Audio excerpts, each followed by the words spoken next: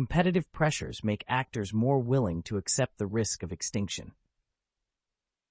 During the Cold War, neither side desired the dangerous situation they found themselves in. There were widespread fears that nuclear weapons could be powerful enough to wipe out a large fraction of humanity, potentially even causing extinction, a catastrophic result for both sides. Yet the intense rivalry and geopolitical tensions between the two superpowers fueled a dangerous cycle of arms buildup. Each side perceived the other's nuclear arsenal as a threat to its very survival, leading to a desire for parity and deterrence. The competitive pressures pushed both countries to continually develop and deploy more advanced and destructive nuclear weapon systems, driven by the fear of being at a strategic disadvantage. During the Cuban Missile Crisis, this led to the brink of nuclear war. Even though the story of Arkhipov preventing the launch of a nuclear torpedo wasn't declassified until decades after the incident, President John F. Kennedy reportedly estimated that he thought the odds of nuclear war beginning during that time were somewhere between 1 out of 3 and even. This chilling admission highlights how the competitive pressures between militaries have the potential to cause global catastrophes. Individually rational decisions can be collectively catastrophic. Nations locked in competition might make decisions that advance their own interests by putting the rest of the world at stake. Scenarios of this kind are collective action problems, where decisions may be rational on an individual level, yet disastrous for the larger group.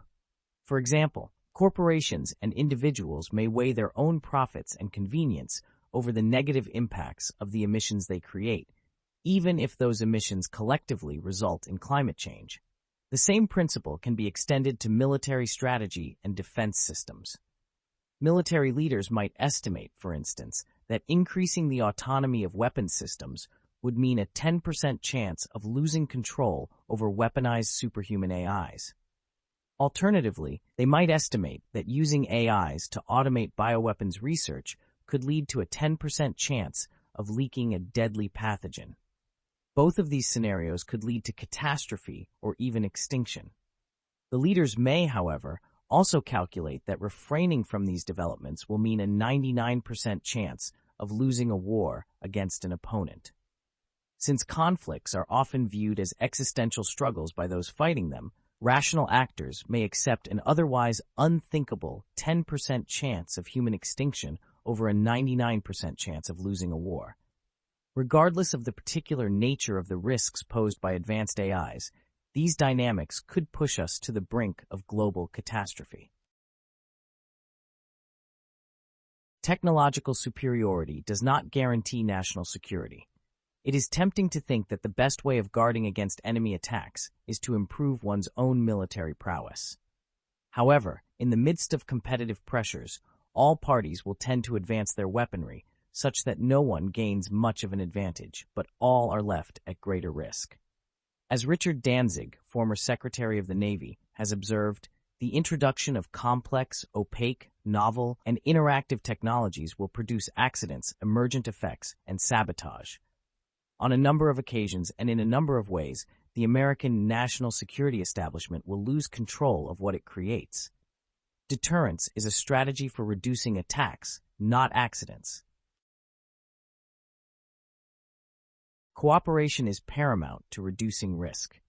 As discussed above, an AI arms race can lead us down a hazardous path, despite this being in no country's best interest. It is important to remember that we are all on the same side when it comes to existential risks, and working together to prevent them is a collective necessity. A destructive AI arms race benefits nobody, so all actors would be rational to take steps to cooperate with one another to prevent the riskiest applications of militarized AIs. As Dwight D. Eisenhower reminded us, the only way to win World War III is to prevent it. In summary, we have considered how competitive pressures could lead to the increasing automation of conflict, even if decision-makers are aware of the existential threat that this path entails. We have also discussed cooperation as being the key to counteracting and overcoming this collective action problem. We will now illustrate a hypothetical path to disaster that could result from an AI arms race. Story: automated warfare. As AI systems become increasingly sophisticated, militaries start involving them in decision-making processes. Officials give them military intelligence about opponents' arms and strategies, for example, and ask them to calculate the most promising plan of action.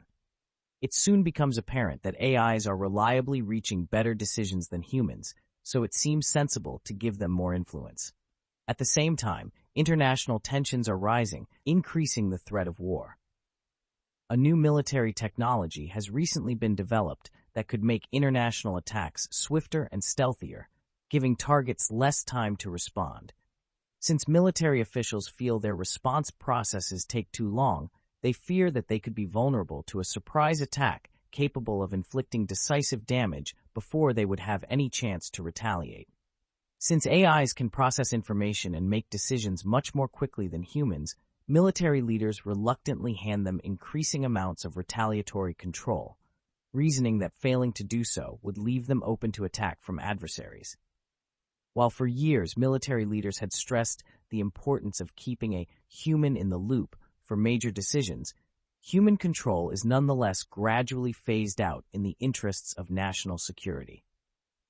Military leaders understand that their decisions lead to the possibility of inadvertent escalation caused by system malfunctions, and would prefer a world where all countries automated less, but they do not trust that their adversaries will refrain from automation. Over time, more and more of the chain of command is automated on all sides.